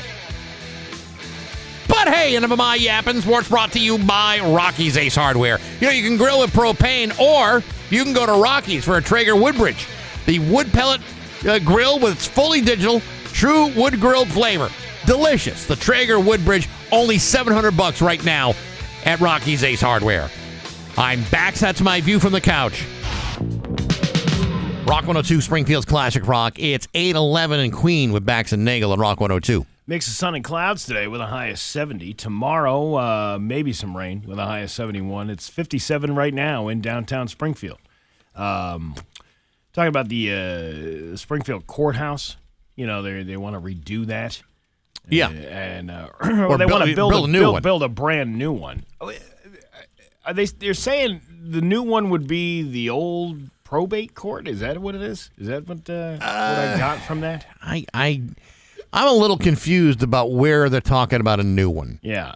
Here's the article from Mass. I think they should stack it on top of the old one. With the state that you are a genius. Make a parking garage out of the other one. It would kind of look like the other one down by Mass Mutual. Exactly. Before it was torn down. We need to bring nostalgia back to the city. You know how the city of Holmes likes, damaged buildings. Oh, we love damaged buildings. So this article says, with the state trying to fast track the construction of a new court in the city, residents and officials are asking about the fate of the existing Roderick Ireland courthouse. During a packed meeting last week designed to discuss a wide variety of issues about the plan to have the State Division of Capital Asset Management and Maintenance Commission, a private developer to build the courthouse and then lease it for long term, many said they are concerned it will leave a vacant, hulking building behind in a key downtown location. City Councilor Jose Delgado asked, are there any plans at the moment on the current site? I don't want that site to just sit there vacant for who knows how long. It's a pretty important site for downtown. You know, he's got a point because look at the Hippodrome. Yeah, the Paramount Theater. I mean, that's been sitting there, but that's been owned by individuals. This building's owned by the state. Right. So the difference here is that, the state can probably do whatever the hell it wants. It does need to be torn down. It's not. You can't just repurpose a sick building. But they also they say in here there's another building. I think was it the school department?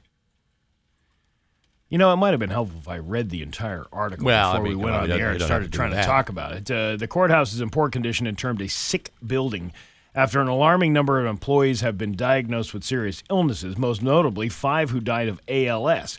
But its location at 50 State Street is also in the heart of the city's business district, as well as being adjacent to City Hall, Symphony Hall, and MGM Springfield.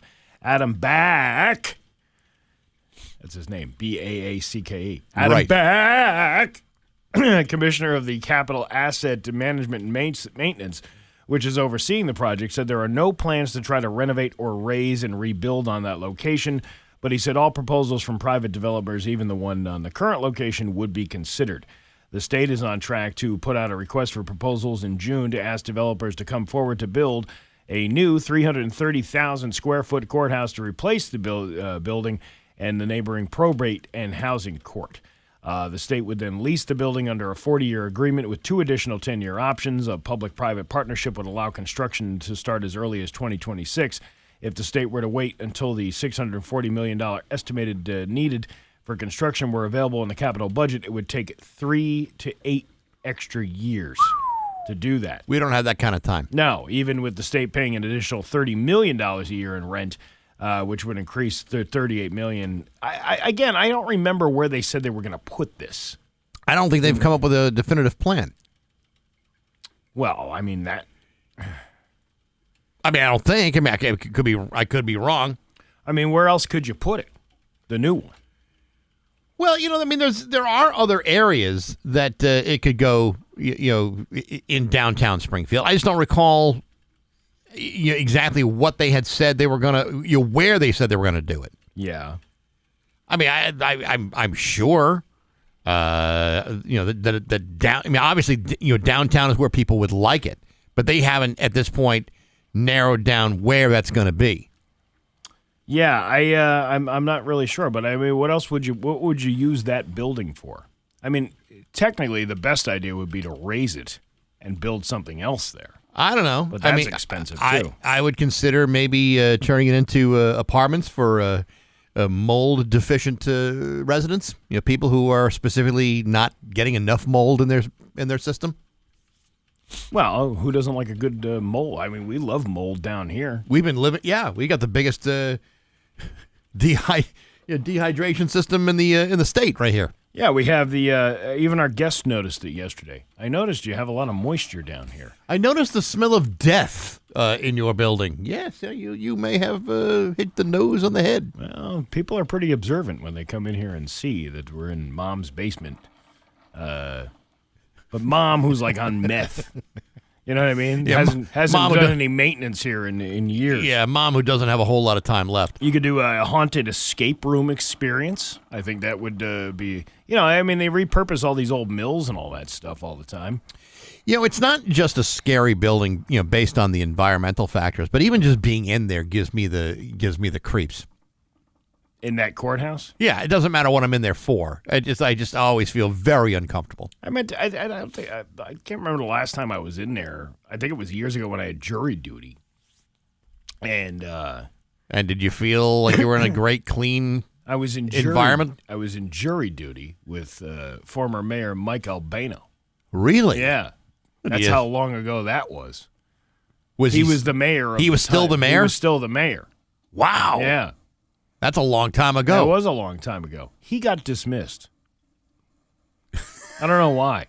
It's all who you know. He's a guy that would have common sense and be able to decide court cases just as anybody else. I don't know. There's a lot of laughs, that guy. How about Springfield's first ALS awareness laser tag arena? Yeah, I don't know if that's a really great option either. Or turn it into one of those bounce house things. We need another one of those things. We don't have the trampoline park. It would make a great museum. Yeah, like a science museum where you could grow petri dishes of airborne pathogens in every corner. The MGM Overflow Hotel. You can't get a room at the casino. They got black mold, bulletproof windows, and echoing screams throughout the night. Yeah, listen, I don't think this is a repurposable building. And, the state owns the building. They could sell it. Private developer could go in there and build something nice, something that Springfield could really use, like a vape, the world's largest vape lounge. I was thinking about a Chipotle. Well, you don't want people to get sick. They're already getting sick. What's the difference? But how about a vape lounge? A vape lounge would you're be already acceptable. breathing in contaminants and toxic things. What's a little extra when you're vaping a strawberry guave, vape pen?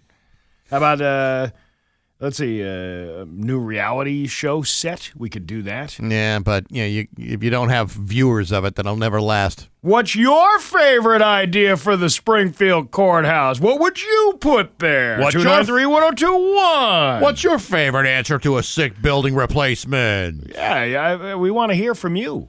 Call here, 293-1021. I'm interested to see if anybody's got any good ideas for this place. Well, they're looking for it. People want to know what's going to happen. I mean, nobody really wants a big parcel of land to be vacant for years at a time, although we've done it before. The new DMV or RMV location. The one at the plaza's fine. Yeah. How about a mold and spa retreat? Again, think of the science center it could become. It could become one of these wonderful places. You could have kids sticking their hands in mold and one of those tester feel things like they have the Connecticut Science Center. Feel this. The mystery box. What do you feel? What's going on? I think I feel mildew. I think we have some calls that are coming through. Let's see what we got here. Rock 102. Good morning. Is this? Why would you call and hang up? Apparently, he didn't think we answered fast enough. But I want to hear people's ideas of what we could do. What we got on the Route 10 Tire listener line? Steve Nagle College of Knowledge. That could go right down in there. I think we could do that. You could use a campus. What else? How about the Massachusetts Broadcasters Hall of Fame, since they don't actually have a place? Yes. There's an idea. Well, it would be someplace nobody would want to go to anyway. Well, right? Exactly. We got some calls coming in through now. All right. Rock 102. Good morning. Is this? Hello. Okay, Rock 102. Good morning. Who's this? It's Dylan from Ludlow. Hey, Dylan, what do you think? I think they're probably just going to end up tearing down the building and making another Dunkin' or Starbucks or something. That's what they usually do anyways. You know what? I can see them doing that, but there's already 3 Starbucks in that immediate location. That hasn't stopped them before. I understand, but anyone who works in the courthouse will tell you that Starbucks is still just a short walk away. Yeah. All right, you guys have a good day. How about somebody suggested a penicillin growing facility? You know what? They've already got a head start. Right. Rock 102. Good morning. Who's this? Hey guys, it's Rob the maintenance man. Hey Rob, what's up, man? Hey, as far as the courthouse goes, they could actually, with the mold, they could actually open it up to a botany studies. Plants, have like UMass or somebody like that. Just turn the big place into an atrium, and then study the effects of mold on plants and stuff. Maybe come up with some cheaper medications and stuff. Someone just suggested on the Route 10 Tire listener line that they could turn it into an indoor mushroom farm. Not too much different than what you're saying right there, Rob. Right. Well, I'm all for education, and so I mean, hey, free studies. People can get out there and maybe take out some of these high-priced pharmacies with all natural remedies. Well, you might be onto something. All right. What about a strip club? Somebody suggested the Mardi Gras. All right, you too. Yeah, a couple of people saying that it could be a Mardi Gras too. I don't know if the city wants additional strip club. I mean, when you think about it, we've kind of seem to have walked away from that kind of entertainment. The Springfield Roderick Ireland Strip Club. How about that? Gentlemen's club. Yeah, it would be a very big gentlemen's club. Like the Gavel G-string. You could turn it into something like that, or the Lady Justice's Gentlemen's Club. Yeah, the Lady Justice with the scales of justice. One's holding a G-string, one's holding a cocktail. Yeah, or a platter of platter of shots. Hey, listen, I'm saying these are good ideas. These need to be tabled. It's 8:23 on Rock 102. Springfield's 8:32 with Bax and Nagle on Rock 102. It's time for news brought to you by Yankee Home Improvement. If you're thinking about a new walk-in shower system, call Yankee Home, mention Rock 102, and get $1,021 off, plus 50% off installation all month long. Here's local radio icon Steve Nagle. Thanks, Bax. Are you ready for the conclave showdown at the Vatican, huh? I am, this is going to sound weird. I actually find this process to be very mysterious and intriguing. Why?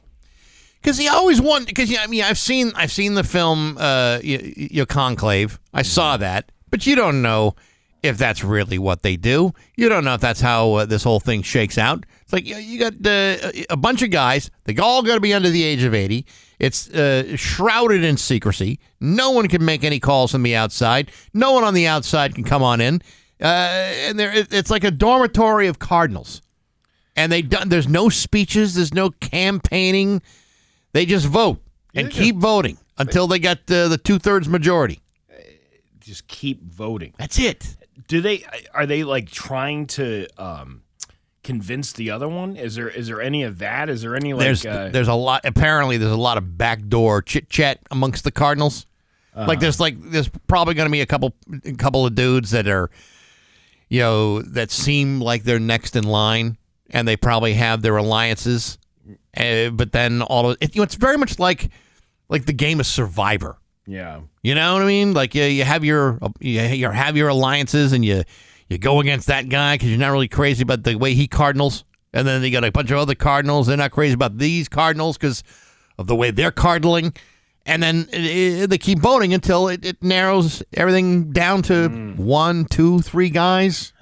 There's I believe there's papal wrestling where they get involved in a mud pit and they start rolling around, and the one, 2 out of 3 falls, that winds up being the winner. There are no official candidates for the papacy, but some cardinals are considered papabile. Right. Papable? Palpable. Palpable. It says papabile, B-I-L-E, or possessing the characteristics necessary to become the pope. After St. John Paul II broke the centuries-long Italian hold on the papacy in 1978, the field of contenders has broadened considerably. When the Cardinals enter the Sistine Chapel today to choose a successor to Pope Francis, the first pontiff from Latin America, they will be looking above all for a holy man who can guide the Catholic Church. Beyond that, they will weigh his administrative and pastoral experience and consider what the Church needs today. How many doves do you own, personally? Only 2? Yeah. Your first question, or your second question, when you're standing on a balcony, do you wave your hand like Taylor Swift to the crowd? Like you're at a Taylor Swift concert? Wouldn't it be crazy if the new pope gets there on the balcony and he dabs like this, pointing to God? Pointing to God. Yeah. Hey, that's my boy. That's it. That's my boy. That's it. Pumping his chest, dabbing. Have you ever considered using the Pope-mobile at a McDonald's drive-thru? Why wouldn't you? I would. You're in a bulletproof glass. Why not? What's the protocol to DoorDash at the Vatican? I don't know what the protocol is. Do you leave the bag at the foot of the Vatican, in front of the front door? Yeah, but then you get like one of those nasty drivers who are like, "You didn't tip. I'm taking half your food." I gotta believe the Pope probably tips okay. Is there a ring camera on the Vatican? Is there ring footage? It's actually of the DoorDash a crown of cameras. Yes. Oh yeah, a whole crown of cameras. That's it. But it's a ring. It's yes. You keep that footage, and if you delete it within it deletes within 72 hours if you don't save it. If you got to do a DoorDash to the Pope, and they see that you've been eating out of their bag, right? You're going to be damned eternally into the fiery bowels of hell. let's say you were in a fist fight with a Scientologist. Okay. How would that work out for you? As a pope? Yeah. Yeah, I'm interviewing you as the pope. Well, I mean, the Pope's not there to judge, but if it's a matter of a fisticuffs, I give the Pope the edge. What's your biggest fear of being Pope? Boy, that's tough because, like I've said before, when you're Pope, you're never not the Pope. It's not like you just go to the packy down the street. It's not like you can go to like the 99 for the gold fever wings. Yeah, right. It's not like you can.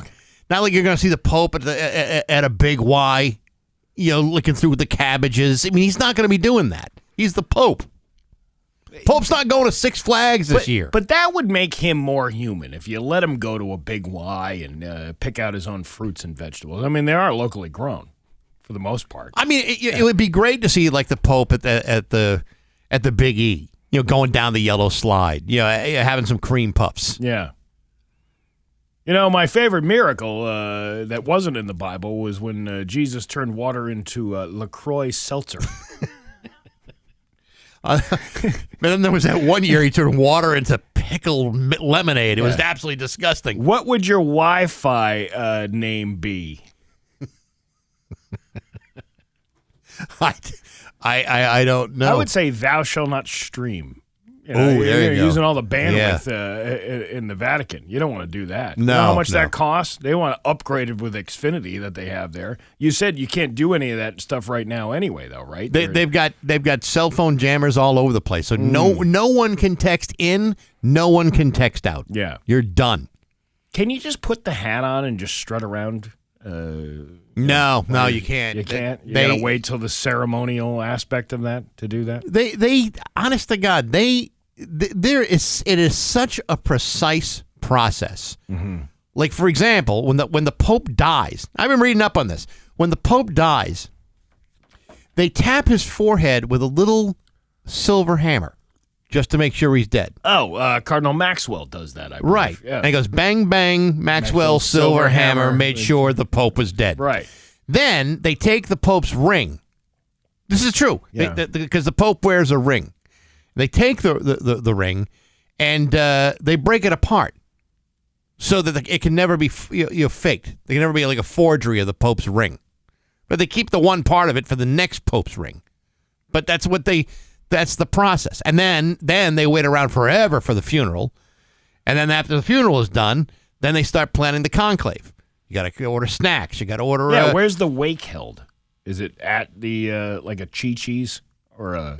Well, I mean the actual the Pope lies in state in the Sistine Chapel in the Vatican. Right, but people are hungry. What are you gonna do? Afterwards, no, it's not a Chi-Chi's. Chi-Chi's, you can't find a Chi-Chi's anymore. I believe it's an Arthur Treacher's. Everyone goes for fish and chips. For fish and chips. Yeah, right. You got to have a fish dinner. Depending if it's the Lenten season. Because you can't eat meat on certain days. Right, it's a Lenten thing. You can't eat meat on certain Fridays or Wednesdays or whatever. That's exactly what happens. Huh. And now the College of Cardinals gets together, the conclave begins, and they're going to be voting like right away. They do a quick vote, and no one's going to get selected on the first vote. That's preposterous. It happens, but it rarely. When happens. was the last time it happened? Well, I have to go back into my notes, Steve. I've been tracking this since the very beginning of the church. I've got all the papal trading cards in the spokes of my bike. Oh, you got that Raleigh Fingers 1976 one? Raleigh Fingers was never cardinal. He played for the A's and the Brewers. Oh, right. Who was I thinking of? Mark McGuire. Mark McGuire. There you go. Ozzie Smith was a great cardinal. Yes. Yeah. None of them ever, always a bridesmaid, never a bride, though. Never became pope. Never happened. Yeah. Never. When the steroid scandal came, you know how it goes. I would be like to see this get over with very quickly. They say, 3 days usually it takes? A day, yeah, a couple of days. Yeah, is it 3 days? Because they're like, oh, my God, when is this going to end? I'll just vote for whoever you guys are going for. I got to believe there's some of that. Yeah. Like if it gets really contentious and they're getting nowhere. Yeah. They got a little squirrely in there. I could never dedicate my life to something like that. I could never be that disciplined to sit still and not have access to the internet or not have, even entertainment reading materials or a magazine. You can't sit there like, all right, I already voted. I'm waiting for you, you big hats to figure out. I mean, there's things for them. I'm sure there are things for them to do in between votes. Probably like a ping pong table, maybe some foosball. That's what I'm getting at. I don't think there's any of that stuff. What do you do, like, during the off time? If you already voted? Mad Libs. Oh, there you go. They must have listened to Open Line Friday a couple of weeks ago. They liked that idea. Hey, you know what? I need an adverb. Yeah, I need an adverb. An advented adverb. Homily. Yeah. That's not an adverb. If they reopen Alcatraz, it could house the world's most deranged criminals, like old people who feed their neighbors' cats. A 68-year-old woman in Switzerland was in court yesterday accused of repeatedly feeding Leo, her neighbor's cat, over a 10-month period. The woman lives in the same building as Leo, and she hasn't just been feeding Leo. She has let him into her apartment, and she even added the cat flaps to her door so Leo could come and go as he pleases. Leo's owner was not cool with this, and things have escalated over those 10 months. Naturally, the biggest issue was that Leo liked his new digs and never wanted to come back home. Under Swiss law, cats are other people's property. Oh, you like your Swiss pussy cat being owned by somebody else? Well, that's not the law around here. You own your own pussy cat. I think pussy cats are a little bit more independent than you give it credit for. And systematic feeding and giving a home to another person's cat is considered unlawful appropriation. In other words, it's not enforced unless someone is basically taking over somebody's pet. The woman is facing several fines, which have now already exceeded $5,000. Why would the cat be out? If you own the cat, why? I never understood these people with the cats. Okay, with the outdoor cats? Yeah. What is... you're just letting the cat roam around wherever it wants to? Well, your cats are natural hunters. It's part of their instinctual makeup. Yeah. On the other hand, outdoor cats are often prone to diseases that indoor cats would not be. Certain like feline leukemia, for example, would be something they would be more prone to if you're an outdoor cat. But why wouldn't you just keep... If you have a cat and things never home, why would you even want a cat to begin with? That's the big question for anyone who owns a pet. It's a big mystery is what that is. That's exactly right. Even more of a mystery than the mysteries that they celebrate at the Vatican. Exactly.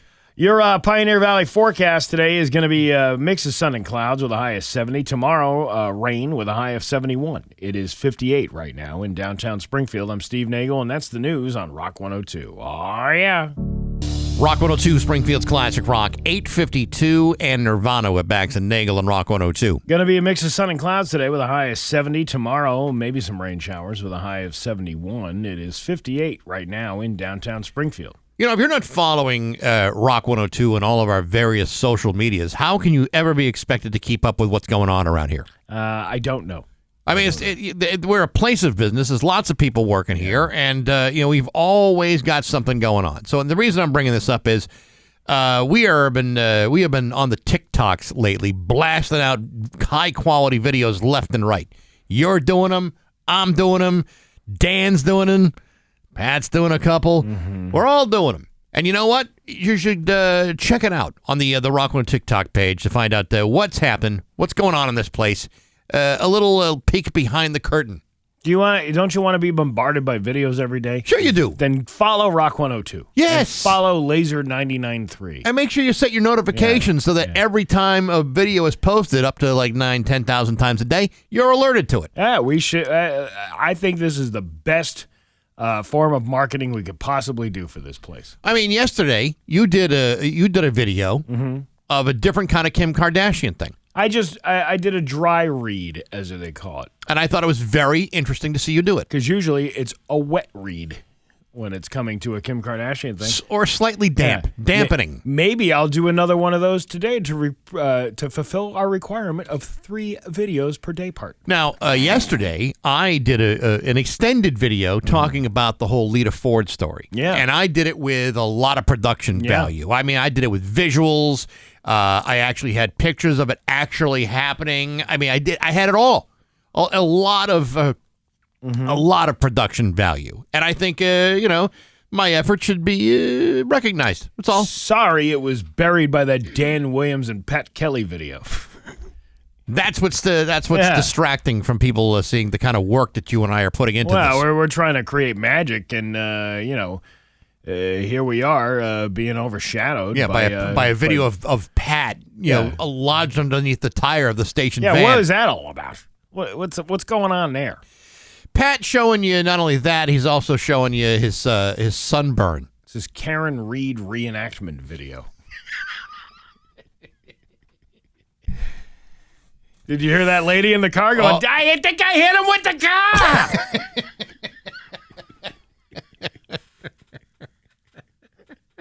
I think I even commented that on the TikTok video that we have, the Karen Reed of Rock 102. How were his sleeves? Oh, it was her sleeves. Her sleeves, right. Her sleeves look good for the camera. That's what you got to... I'm sure her mother would be proud. That she had nice-looking sleeves in the video. That's the most important thing about a hit and run. Yeah, so follow along. Yeah, right. So follow along on TikTok, and if you can't figure out how to do the TikToks, you can just go to download the Rock 102 app on your phone. And get this. I saw the IT guy putting pieces of taillight, where they shouldn't have been out there in the parking lot. I told you he's up to no good, that guy. I don't know, man. Yeah. Who was inside the house at the time that accident happened? They were all in the house. Where was Dan Williams, huh? They were all in the house together. Dan Williams, are you telling me there's activity like that in front of your house and you don't even go outside or call the police? My God. Yeah, that lady was framed. It's just about 8:57 at Rock 102. Call or text us anytime on the Route 10 Tire